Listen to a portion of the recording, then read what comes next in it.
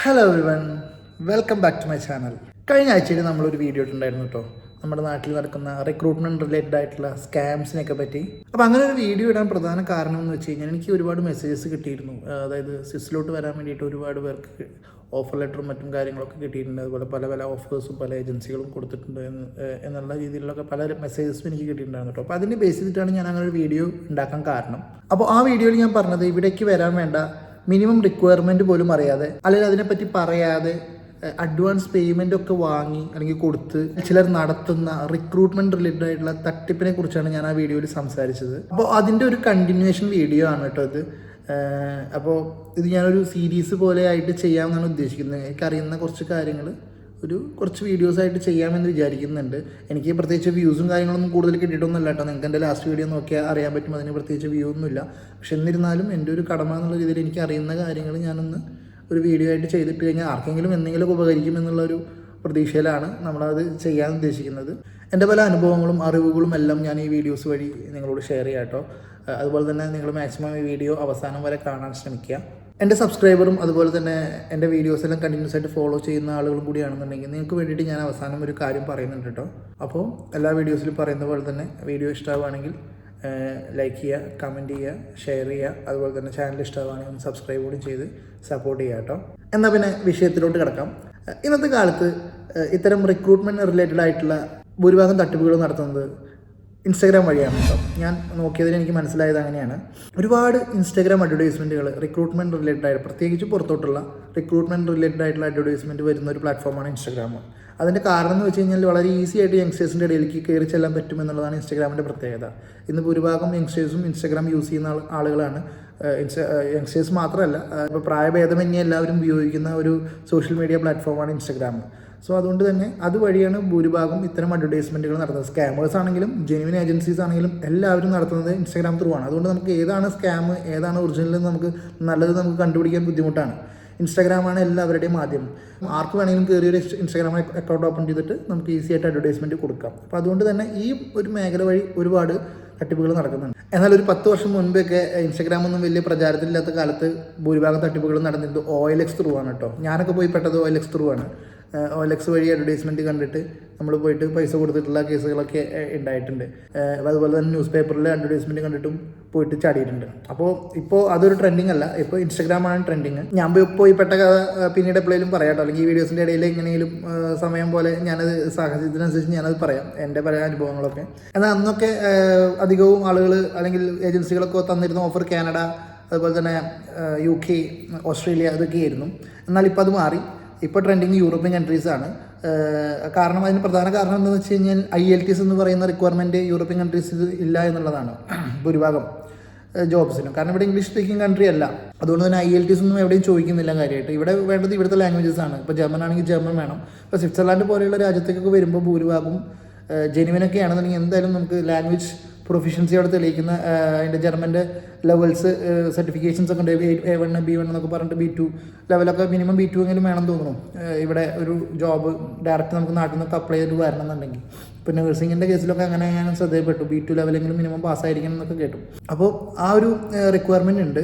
ഇപ്പോൾ ഈ language proficiency, ഇപ്പോൾ ജർമ്മൻ്റെ കാര്യം ഞാൻ പറഞ്ഞല്ലോ, അത് ചിലപ്പോൾ എല്ലാ ജോബിനും വേണ്ടി വരണമെന്നില്ല. ഇപ്പോൾ IT റിലേറ്റഡ് ആയിട്ടൊരു ജോബിന് ഇങ്ങോട്ട് വരുന്ന ആൾ, ഇപ്പോൾ ഞങ്ങളിവിടെ വന്നപ്പോൾ ഞങ്ങൾക്ക് ജർമ്മൻ പ്രൊഫഷൻസി ഇല്ല, ഞങ്ങൾ ജർമ്മൻ പഠിച്ചിട്ടില്ല, അപ്പോൾ വൈഫിനും ജർമ്മൻ അറിയില്ല. പക്ഷേ ഇവിടെ IT ഫീൽഡിൽ വർക്ക് ചെയ്യണമെങ്കിൽ, അല്ലെങ്കിൽ ഇതിപ്പോൾ ഡെപ്യൂട്ടേഷനാണ് നോർമലി ഇവിടുത്തെ തന്നെ IT കമ്പനീസിൽ വർക്ക് ചെയ്യണമെങ്കിലും ജർമ്മൻ വേണ്ടി വരുമെന്ന് തോന്നുന്നില്ല. കാരണം ഇംഗ്ലീഷ് സ്പീക്കിംഗ് മതിയായിരിക്കും. അതിപ്പോൾ എംപ്ലോയറുടെ റിക്വയർമെൻറ്റ് പോലെയൊക്കെയാണ് കാര്യങ്ങൾ. ഇപ്പോൾ IT വർക്ക് ചെയ്യുന്ന ഒരാൾക്ക് അവർക്ക് ഒരു ടെക്നിക്കൽ ജോബാണ്, അവർക്ക് കാര്യങ്ങൾ ചെയ്യാൻ അറിയാമെന്നുള്ളതാണ് മെയിൻ ഇമ്പോർട്ടൻറ്റ്. അവർക്ക് ഒരുപാട് കമ്മ്യൂണിക്കേഷൻ വരില്ല. അപ്പോൾ അവരുടെയൊക്കെ റേഞ്ചിലുള്ള എല്ലാവർക്കും ഇംഗ്ലീഷ് സ്പീക്കിംഗ് എന്തായാലും ഉണ്ടായിരിക്കും. എന്നാൽ ഒരു നേഴ്സിംഗ് ജോബിന് വരുന്ന ഒരാൾക്ക് ജർമ്മൻ പ്രൊഫഷൻസി വേണം. കാരണം അവർ ഡീൽ ചെയ്യുന്നത് ഇവിടുത്തെ ലോക്കൽ ആളുകളുമായിട്ടായിരിക്കും, പേഷ്യൻസുമായിട്ടായിരിക്കും ഡീൽ ചെയ്യുക. സോ അവർക്ക് ജർമ്മൻ പ്രൊഫഷൻസി വേണം എന്നാണ് പറയുന്നത്. Depends on job.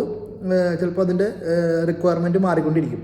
അത് പല കൺട്രീസിലും പലതുപോലെയാണ്. ഇപ്പോൾ പുവർ കൺട്രീസ്, അതായത് ഇപ്പോൾ ഞാൻ പറഞ്ഞില്ല, ചെറിയ സ്ലോവേനിയ, സ്ലോവാക്യ, അതുപോലെയുള്ള ക്രൊയേഷ്യ, ഇങ്ങനത്തെയുള്ള റൊമാനിയ, ഇത്തരം ചെറിയ കൺട്രീസ് ചിലപ്പോൾ ഒരു അൺസ്കിൽഡ് ജോബിന് ചിലപ്പോൾ ലാംഗ്വേജ് പ്രൊഫഷൻസി വേണമെന്നൊന്നും പറയില്ല.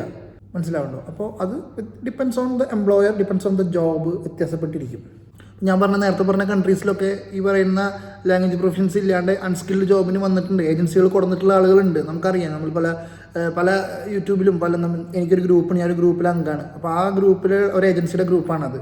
സോ അവർ ഇപ്പോൾ ഒരുപാട് ആളുകളെ കൊണ്ടുപോയിട്ടുണ്ട്. അപ്പോൾ അത്തരം ഏജൻസികളിലൊന്നും ആരും ലാംഗ്വേജ് പ്രൊഫഷൻസ് ഒന്നും നിർബന്ധം പറഞ്ഞില്ല. റൊമാനിയയിലേക്ക് ആളുകളെ കൊണ്ടുപോകുന്ന ഒരു ഏജൻസിനെ എനിക്കറിയാം.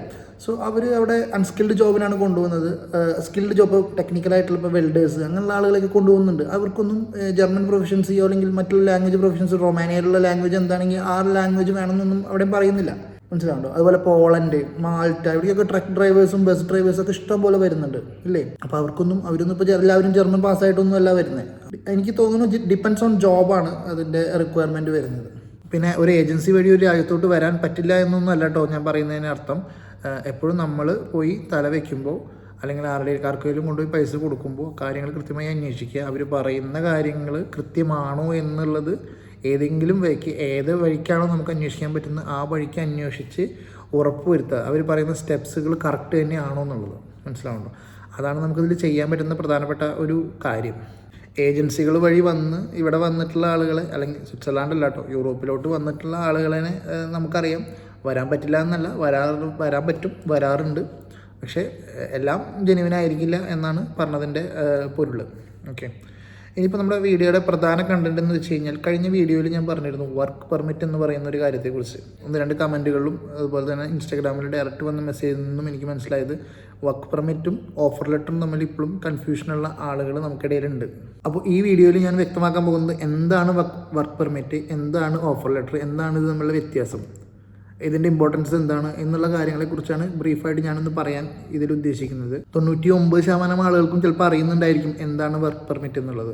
എന്നാൽ 1% ആളുകൾ ഇപ്പോഴും ഇതിനെക്കുറിച്ച് അറിയാത്ത ആളുകളുണ്ട്. സോ അവർക്ക് വേണ്ടിയിട്ടാണ് കേട്ടോ ഞാൻ പറയുന്നത്, അവർക്ക് വേണ്ടിയിട്ടുള്ളതാണ് ഈ വീഡിയോ. അപ്പോൾ എന്താണ് work permit? What is work permit? A work permit is a official document issued by the government of a country that gives a foreigner legal permission to work there. അതായത് ഒരു രാജ്യം മറ്റൊരു രാജ്യത്തെ പൗരന് ആ രാജ്യത്ത് വന്ന് വർക്ക് ചെയ്യാനുള്ള ലീഗലായിട്ടുള്ള ഒരു ഡോക്യുമെൻ്റ് പ്രൊവൈഡ് ചെയ്യുന്നതിനെയാണ് വർക്ക് പെർമിറ്റ് എന്ന് പറയുന്നത്. ഇത് ഇഷ്യൂ ചെയ്യുന്നത് ആ രാജ്യത്തെ ഗവൺമെൻറ് ആയിരിക്കും, അല്ലാതെ ഒരു എംപ്ലോയർ അല്ല ഒരു വ്യക്തിക്ക് വർക്ക് പെർമിറ്റ് ഇഷ്യൂ ചെയ്യുന്നത്. എംപ്ലോയർ ഒരു എംപ്ലോയിക്ക് ആ കമ്പനിയിൽ വർക്ക് ചെയ്യാൻ വേണ്ടി കൊടുക്കുന്ന അല്ലെങ്കിൽ അതിനുള്ള ഒരു ഓഫർ കൊടുക്കുന്ന ലെറ്ററിനെയാണ് ഓഫർ ലെറ്റർ എന്ന് പറയുന്നത്. ഇത് കൊടുക്കുന്നത് ആരാണ്? ഓഫർ ലെറ്റർ കൊടുക്കുന്നത് ഒരു കമ്പനിയാണ്. എന്നാൽ വർക്ക് പെർമിറ്റ് കൊടുക്കുന്നത് ആ രാജ്യത്തെ ഗവൺമെൻറ്റാണ്. മനസ്സിലായോ? ഇതാണ് ഓഫർ ലെറ്ററും വർക്ക് പെർമിറ്റും തമ്മിലുള്ള വ്യത്യാസം. ഓഫർ ലെറ്റർ എന്ന് പറയുന്നത് ജസ്റ്റ് ഒരു ഓഫർ മാത്രമാണ്. അതിൽ മെയിനായിട്ട് ഇൻക്ലൂഡ് ആവുക ആ വ്യക്തിയുടെ ജോബിൻ്റെ ടൈറ്റിൽ, അതുപോലെ തന്നെ സാലറി, ലൊക്കേഷൻ, അതുപോലെ സ്റ്റാർട്ട് ഡേറ്റ്, ജോബ് എന്ന് മുതൽ ജോയിൻ ചെയ്യണമെന്നുള്ള ഡേറ്റ്, അതുപോലെ ടേംസ് ഓഫ് എംപ്ലോയ്മെൻറ്റ്. ഇത്തരം കാര്യങ്ങളാണ് ഒരു ഓഫർ ലെറ്ററിൽ ഉണ്ടാവുക. ഇത് കൊടുക്കുന്നത് ഒരു കമ്പനിയാണ്. ആ കമ്പനി സെലക്ട് ചെയ്തിട്ടുള്ള ഒരു എംപ്ലോയിക്ക് കൊടുക്കുന്ന ലെറ്ററിനെയാണ് ഓഫർ ലെറ്റർ എന്ന് പറയുന്നത്. ഒരു ഓഫർ ലെറ്റർ വെച്ചിട്ട് മാത്രം ഒരാൾക്ക് ഒരു രാജ്യത്ത് പോയി വർക്ക് ചെയ്യാൻ പറ്റില്ല. Offer letter is not a legal permission to work in the country unless a work permit is also issued. അതായത് വർക്ക് പെർമിറ്റ് ഇഷ്യൂ ചെയ്യാതെ ഓഫർ ലെറ്റർ വെച്ച് മാത്രം ഒരാൾക്ക് ഒരു രാജ്യത്ത് മറ്റൊരു രാജ്യത്ത് പോയിട്ട് വർക്ക് ചെയ്യാൻ സാധിക്കില്ല എന്നാണ് പറയുന്നത്. അപ്പോൾ ഇതാണ് ഇത് തമ്മിലുള്ള വ്യത്യാസം. ഇനിയിപ്പോൾ ഇതിൻ്റെ സെപ്പറേറ്റ് ഓരോ വ്യത്യാസങ്ങൾ ഞാൻ എടുത്ത് പറയേണ്ട കാര്യമില്ലല്ലോ. അപ്പോൾ ഒരു ഓഫർ ലെറ്റർ വെച്ച് മാത്രം ഒരാൾക്ക് ഒരു യൂറോപ്യൻ കൺട്രിയിലോട്ട് വരാൻ പറ്റില്ല. ഓഫർ ലെറ്റർ വെച്ചിട്ട് വേണം അവർക്ക് വർക്ക് പെർമിറ്റ്. അതും ചെയ്യാറാം എംപ്ലോയർ തന്നെയാണ് ചെയ്യേണ്ടത്. ഓഫർ ലെറ്ററും ബാക്കി സപ്പോർട്ടിങ്സും വെച്ച്, അതായത് ഞാൻ പറഞ്ഞിട്ടുണ്ടല്ലോ, ഈ ഒരു രാജ്യത്തോട്ട് മറ്റൊരു രാജ്യത്ത് നിന്ന് ഒരാളെ കൊണ്ടുവരണമെന്നുണ്ടെങ്കിൽ ആ രാജ്യത്ത് അതിന് പറ്റിയ ആളുകളില്ല എന്നുള്ള ഉറപ്പ് വരുത്തണം. അത് ഗവൺമെൻറ്റിനെ ബോധിപ്പിച്ചെങ്കിൽ മാത്രമാണ്. ഇപ്പോൾ സ്വിറ്റ്സർലാൻഡിലെ കാര്യം പ്രധാനമായിട്ട് ഞാൻ പറയുന്നത്. ഇപ്പോൾ ഇവിടെ ഒരു എംപ്ലോയിനെ പുറത്തുനിന്ന് എടുക്കണം എന്നുണ്ടെങ്കിൽ ആ ഡ്യൂട്ടി അല്ലെങ്കിൽ ആ ജോബ് ചെയ്യാൻ ഇവിടെ ആപ്റ്റായിട്ടുള്ള ആളെ ഈ കമ്പനിക്ക് കിട്ടിയിട്ടില്ല എന്നുള്ള കൃത്യമായ രേഖകൾ ഒരു ഗവൺമെൻറ്റിൻ്റെ മുമ്പിൽ സബ്മിറ്റ് ചെയ്തിട്ട് വേണം പുറത്തു നിന്ന് ഒരാളെ എടുക്കാൻ.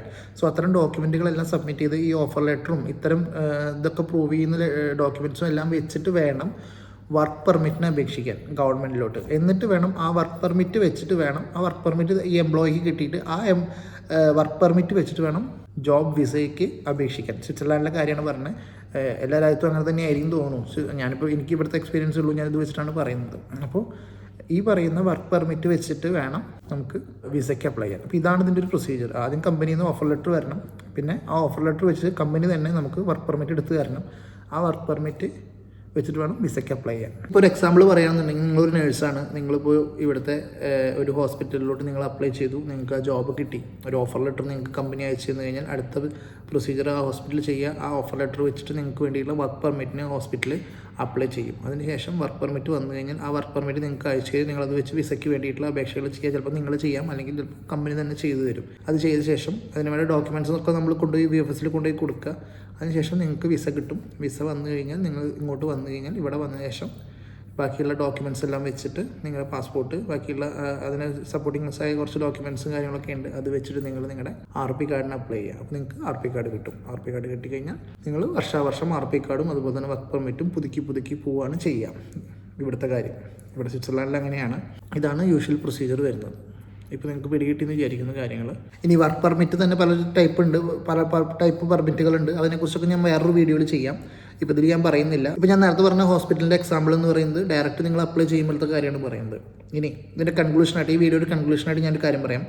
നിങ്ങളിപ്പോൾ ഡയറക്റ്റ് അപ്ലൈ ചെയ്യുമ്പോൾ എങ്ങനെയാണ്, ഈ ഏജൻസീസാണ് ത്രൂ ആണ് ചെയ്യുന്നതെങ്കിൽ ഇതെല്ലാം ഈ പ്രൊസീജിയറൊക്കെ അവിടെ വരും. പക്ഷേ ഇതെല്ലാം ചെയ്ത് തരിക ഏജൻസീസാണ്. സോ ഇപ്പോൾ നമ്മുടെ നാട്ടിൽ നടക്കുന്ന ഒരു ഫ്രോഡ് അല്ലെങ്കിൽ സ്കാം എന്ന് വെച്ച് കഴിഞ്ഞാൽ ഇതിലെന്താ ചെയ്യുന്നത് വെച്ച് കഴിഞ്ഞാൽ ഓരോ സ്റ്റേജിലും ഇവർ പണം വാങ്ങും. അതായത് ഇപ്പോൾ നിങ്ങൾ ഇതിന് വേണ്ടി അപ്രോച്ച് ചെയ്യുമ്പോൾ തന്നെ അഡ്വാൻസ് ആയിട്ട് ഒരു കുറച്ച് പൈസ വാങ്ങും. അതിനുശേഷം അടുത്ത പ്രൊസീജിയർ എന്ന് പറഞ്ഞാൽ നിങ്ങൾക്ക് ചിലപ്പോൾ ഇപ്പോൾ സ്കിൽഡ് ജോബൊക്കെയാണെങ്കിൽ നിങ്ങൾക്ക് ഒരു ഇൻ്റർവ്യൂ അറേഞ്ച് ചെയ്യും. ആ ഇൻ്റർവ്യൂ അറേഞ്ച് ചെയ്യുന്നത് ചിലപ്പോൾ ജെനുവിനായിരിക്കും, ചിലപ്പോൾ അത് ഇപ്പോൾ ഫേക്ക് ആണെങ്കിൽ എല്ലാം ഫേക്ക് ആയിരിക്കും.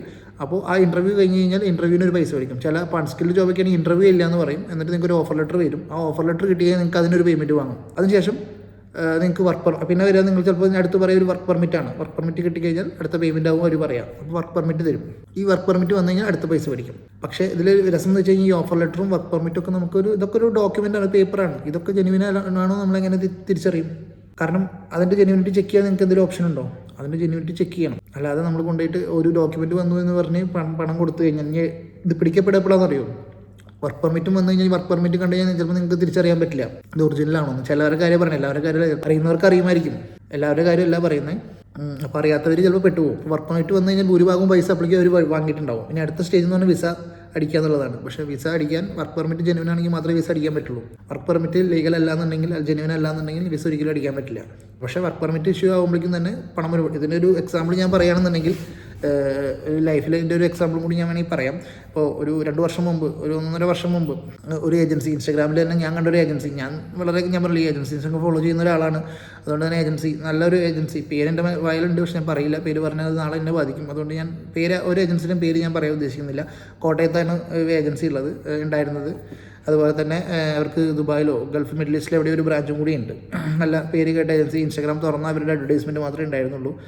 അവർ കൊടുക്കുന്ന അഡ്വർടൈസ്മെൻറ്റ് എന്ന് വെച്ചാൽ എല്ലാവർക്കും വർക്ക് പെർമിറ്റ് വരുന്നതാണ്. പല ജോബിനും വർക്ക് പെർമിറ്റ്, പോളണ്ടാണ് മെയിനായിട്ട് കണ്ടിരിക്കുന്നത്.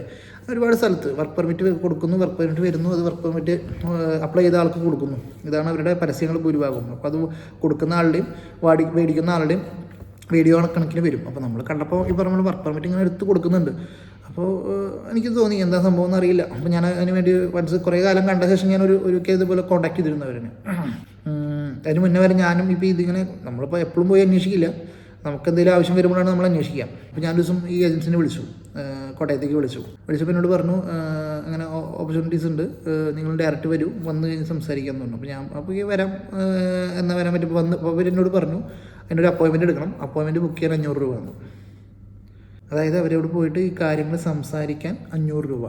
അപ്പോൾ അതെനിക്ക് സംശയം തോന്നി. ഒരു ജെനുവിനായിട്ടുള്ളൊരു ഏജൻസി ഒരിക്കലും ഇത്രയും അപ്രണ്ടായിട്ട് പൈസ ഇങ്ങനെ വാങ്ങിക്കാമെന്ന് പറഞ്ഞു കഴിഞ്ഞാൽ അത് അത്ര നല്ല കാര്യമായിട്ട് തോന്നിയില്ല എനിക്ക്. കാരണം നമ്മളിതിപ്പോൾ ചെയ്യുമോ, നമുക്കത് സൂട്ടാവോ, ഇതൊന്നും നോക്കാണ്ട് നമ്മൾ ജസ്റ്റ് അവരോട് പോയി സംസാരിക്കുന്നതിന് 500 രൂപ എന്ന് പറഞ്ഞു കഴിഞ്ഞാൽ എനിക്ക് ഡൗട്ട് തോന്നി. ഓക്കെ, ഞാനത് വേണ്ടിയിട്ട് ചോദിച്ചതൊന്നുമല്ല, ഞാനൊരു എൻക്വയറിക്ക് വേണ്ടി ചോദിച്ചതാണ്. ഓക്കെ മാം, ഞാൻ വരാമെന്നുകൊണ്ട് വെച്ചു. 2 ദിവസം കഴിഞ്ഞിട്ട് അവരെ തിരിച്ചു വിളിച്ചു, വരുന്നുണ്ടോ ചോദിച്ചു. ഞാൻ പറഞ്ഞു ഇല്ല, വരുന്നില്ല, ഇപ്പോൾ എനിക്ക് ഒഴിവില്ല, കുറച്ച് തിരക്കിലാണെന്ന് പറഞ്ഞു. അങ്ങനെ ഞാൻ ഒഴിവാക്കി. അപ്പോൾ എങ്കിലും ഞാൻ ഏജൻസിനെ കുറിച്ച് എനിക്ക് വേറെ ഒന്നുമില്ല, കാരണം ഞാൻ കൂടുതൽ അന്വേഷിച്ചിട്ടുണ്ടായിരുന്നില്ല. പേര് നാവിൻ്റെ തുമ്പിലുണ്ട് കേട്ടോ, പക്ഷേ പറയാൻ പറ്റില്ല അതൊരു ഏജൻസി. പക്ഷേ ഞാനിപ്പോൾ ഇവിടെ വന്ന ശേഷം തോന്നുന്നു, അടുത്ത് വളരെ റീസെൻ്റായിട്ട് തന്നെ ഏജൻസിയെക്കുറിച്ച് ന്യൂസ് കണ്ടു. ഒരുപാട് പേരെ പറ്റിച്ചു, കാശ് പോയി, അവർ മുങ്ങി. ഏജൻസി ഇപ്പോൾ അടച്ച് കിടക്കുകയാണ് എന്നുള്ള രീതിയിൽ കണ്ടു. ഇൻസ്റ്റാഗ്രാമിൽ വളരെ ഫേമസ് ആയിട്ടുള്ള ഒരു ഏജൻസി ആയിരുന്നു. അപ്പോൾ അതാണ് പ്രശ്നം, മനസ്സിലാവുണ്ടോ? ഇപ്പോൾ വർക്ക് പെർമിറ്റ് ഇഷ്യൂ ചെയ്യുന്ന ഇനിയിപ്പോൾ ഈ വർക്ക് പെർമിറ്റ് വാങ്ങുന്ന ആളും കൊടുക്കുന്ന ആളും ഒരുമിച്ച് അവർ ഒത്ത് കളിച്ച് വീഡിയോ ഇട്ടതാണെന്ന് നമുക്ക് പറയാൻ പറ്റില്ല. അതുകൊണ്ട് നിങ്ങൾ ഇൻസ്റ്റാഗ്രാമിലെ വീഡിയോസ് എല്ലാം കണ്ടതൊക്കെ ഫുൾ അഭിനയമായിരിക്കും, മനസ്സിലാവുണ്ടോ? പിന്നെ വർക്ക് പെർമിറ്റ് നമ്മളെ കാണിക്കുന്നില്ല, ജസ്റ്റ് ഇങ്ങനെ അവർ കൊടുക്കുന്ന ഹാൻഡ് ഓവർ ചെയ്യുന്ന വീഡിയോ മാത്രമേ ഉള്ളൂ. അപ്പോൾ അതിൻ്റെ ജെനുവിനിറ്റി നമുക്ക് ചെക്ക് ചെയ്യാൻ പറ്റില്ല.